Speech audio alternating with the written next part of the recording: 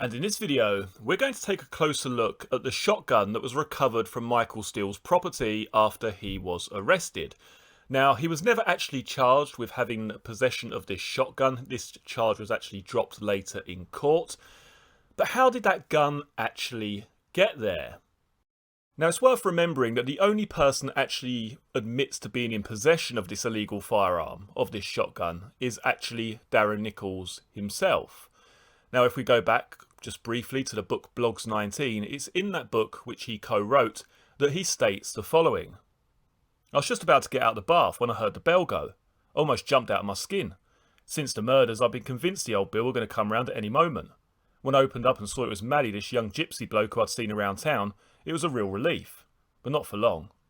Someone told me you were looking to buy a shotgun, he said. I've got one in my van. This was tricky. You have to remember that at the time, every single newspaper, every magazine, every TV, bulletin and radio broadcast is about these three local blokes who've been brutally murdered, blasted in their car by some bloke with a shotgun. And then you have to remember that up until that day, I'd been asking everyone I knew, everyone, to get me a gun.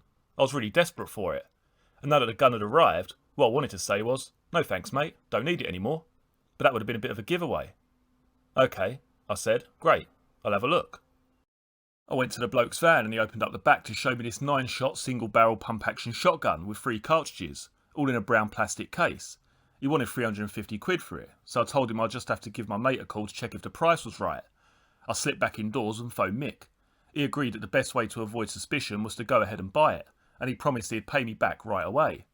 As soon as Matty was out of sight, I drove straight over to Meadow Cottage. Mick wasn't around, so I took the gun and hid it in the barn behind some bamboo poles. Eventually, Mick turned up, and I told him what I'd done, and he followed me into the barn. Now, what I believe is quite clever by Darren Nichols in his version of events is that he uses someone who is basically untraceable, a traveller, someone who is moving from place to place. He gives a sort of very vague name, not even the guy's real name probably, Matty, whatever he says. So he's giving the name of someone who is untraceable. The police can't exactly just turn up and find this guy to corroborate the story, to see if Darren Nichols is actually telling the truth. This is quite an interesting part of this case, the fact that he's used this person as the person who actually supplied this shotgun. Now, what I want you to do is to put yourself in the position of Michael Steele for one moment. Let's just say, for instance, you had committed these triple murders. You now have the possession of a shotgun from a traveller. Would you really keep hold of that illegal firearm? One of the biggest points to remember here is that you have no idea the past of that weapon. Could it be linked back to other crimes? Maybe even a murder from the past? Could it have been linked to some sort of bank job or some sort of robbery? Yet he kept hold of that weapon. Now, why would you do that? If you had committed triple murder, why would you be keeping hold of an illegal firearm which could be linked to other crimes, drawing attention to yourself? This is either, I guess, complete overconfidence and stupidity, I guess, or that weapon found itself in Michael Steele's property, by other means. It is also worth remembering that Michael Steele was actually exempt from owning a firearm. So even just having this weapon in his possession, he was actually breaking the law. So how did that weapon actually get there? What I want to remind you guys, and I'm sure many of you have watched, previous videos of mine, but let's just rewind a little bit to the conversations between DC Bird and Darren Nichols. For any of you who aren't aware of who DC Bird is, basically there was 2 police officers, 2 corrupt officers who were actually working with Darren Nichols after the murders. And during taped telephone calls, Nichols and DC Bird are heard talking about stitching up Michael Steele. They're talking about stealing £150,000 worth of drugs from his car. They're sort of snooping around his property on a frequent basis. And on the day that they are actually arrested, Steele calls up Nichols because a certain amount of the drugs, the cannabis that they had imported, had gone missing.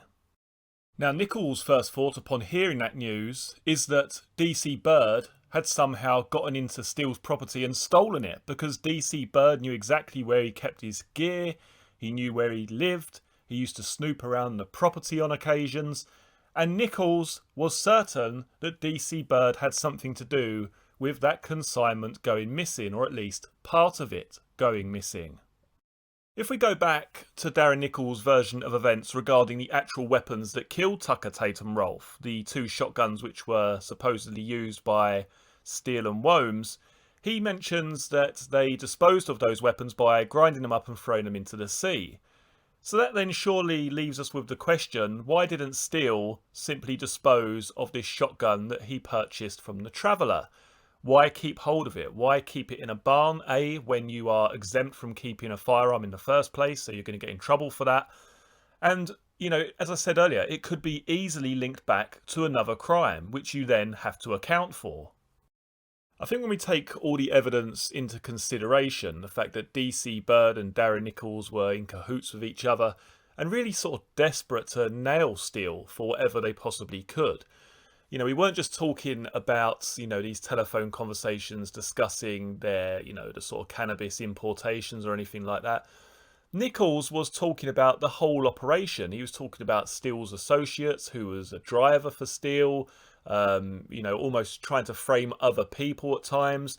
Nichols, it's also worth remembering, was selling gear and then informing on the people that he had sold the stuff to so they could get arrested, and then the officer and Nichols could share a reward. There's some real low-level stuff going on between this DC Bird and Darren Nichols. But I guess that leaves us with the question, if Nichols or Bird did in fact plant this shotgun, what was the reason for that? And as I said earlier, the biggest red flag in all of this is the untraceability of the person who sold the shotgun in the first place. Just so convenient that Darren Nichols should open his door to none other but a traveller by the name of Matty. Now, I think that when I look back at this, I'm just trying to recall exactly what was said, but I'm sure they asked Darren Nichols to give them a description of this guy who knocked on the door, and he just said, "Oh, you know, he just looked like like a typical traveller." You know, he couldn't even actually give any sort of identifiable features from this guy who knocked on the door. Couldn't really say his age, what his hair colour was, anything like that. It was all very, very vague. Intentionally vague, because this person had no hope in hell of ever being traced to back up what Darren Nichols stated. Many thanks for joining me for this video. Very shortly you'll be able to see some other videos from the channel, including the Essex Boys playlist, which has all of the videos concerning this case in one convenient folder. If you like this video, please do give it a thumbs up. If you're new to the channel, please consider subscribing. I look forward to seeing you all again in the next video. Take care. Cheers.